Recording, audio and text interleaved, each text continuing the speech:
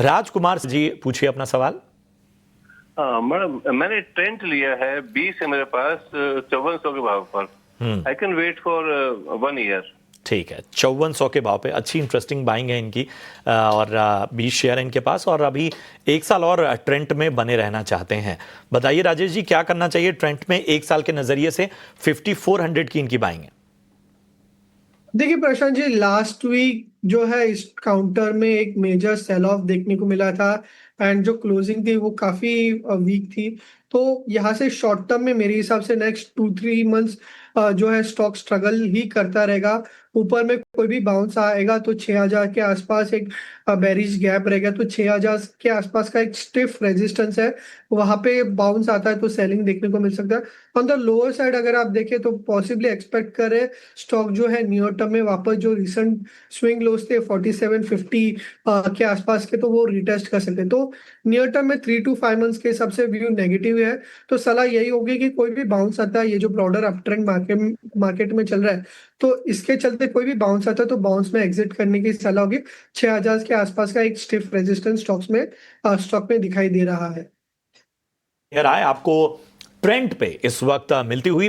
फिलहाल रुकेंगे बैंक पर। हमारे दर्शक का सवाल है और राजीव कुमार इनका नाम है और इन्होंने इंडसइंड में अपनी जो बाइंग प्राइस बता रखी है 1040 है और लगभग 1 साल तक ये होल्ड भी कर सकते हैं। बहुत ऊंचे भाव पर इन्होंने खरीदारी कर रखी है। राजेश जी क्या कहेंगे, पिछले 6 महीने में 1070 के ऊपर क्या ये स्टॉक गया है?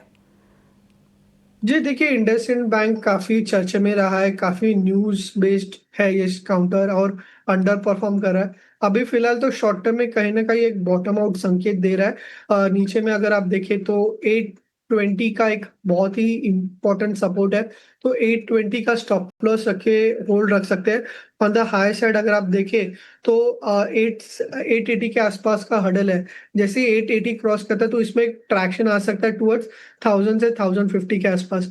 बट ये कोई भी बाउंस आता है 1050 के आसपास तो वहां पे एग्जिट करने की राय रहेगी from a long term perspective, क्योंकि ये जो काउंटर है ओवरऑल एक अंडर परफॉर्मिंग है।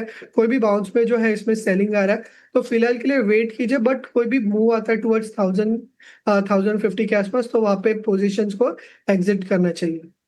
तो 1050 तक के लेवल का आपको वेट करना होगा और वहां से आपको एग्जिट करने की सलाह इंडसइंड बैंक पर मिलती हुई। राजकुमार सर जुड़ चुके हैं कोलकाता से। अरुण गुड मॉर्निंग, पूछिए अपना सवाल।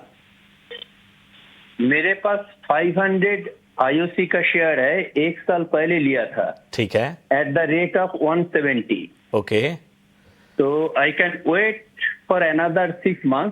क्या करना है इसमें? ठीक है।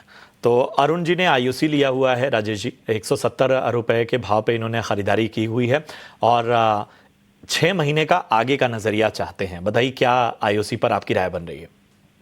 जी प्रशांत जी, लास्ट वीक से ऑयल एंड गैस पे काफी अच्छा व्यू बन के आ रहा है और आईओसी का अगर आप चार्ट भी देखें तो daily as well as weekly तो एक structural cup and handle formation देखने को मिल रहा है। तो इसका जो ब्रेकआउट लेवल है वो अराउंड 145 के आसपास है। तो आने वाले सेशन में कोई भी डिप आता है टुवर्ड्स 145 तो वो एक स्ट्रॉन्ग सपोर्ट के जैसा एक्ट करेगा। ऑन द हाई साइड अगर आप देखें तो जो रिसेंट फॉल हुआ था 190-195 के आसपास से, तो उसका जो रिट्रेसमेंट लेवल्स आ रहे हैं तो वो कहीं ना कहीं 170 के आसपास ही है जो इनके बाइंग लेवल्स है। तो अभी फिलहाल बाइस पॉजिटिव है। In case if in fact कोई डिप आता है 145 के आसपास तो वो एक बाइंग अपॉर्चुनिटी रहेगी। एंड ऊपर में अगर आप देखें तो 170 पहला टारगेट होगा एंड उसके बाद फॉलोडली 180-182 के टारगेट्स भी एक्सपेक्ट कर सकते हो। तो बायस पॉजिटिव है, डिप में बाय करने की रणनीति रखनी चाहिए।